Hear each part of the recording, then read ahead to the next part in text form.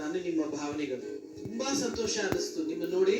ಆದ್ರೆ ನೀವು ಎಷ್ಟು ಚೆನ್ನಾಗಿ ಭಾವನೆಗಳನ್ನ ತೋರಿಸಿದ್ರಿ. ಅಂದ್ರೆ ಯಾರೊಬ್ರು ತಲೆ ತಗ್ಸ್ಬೇಕು, ಯಾರೊಬ್ರು ತಲೆ ಎತ್ಬೇಕು ಅನ್ನೋದಲ್ಲ.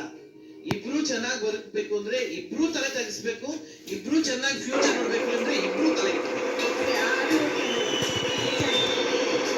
ನನಗೊಂಥರ ಹೆಂಗ್ ಅನ್ಸುತ್ತೆ ಅಂದ್ರೆ ಒಂಥರ ನಮ್ಮ ಮನೇಲಿ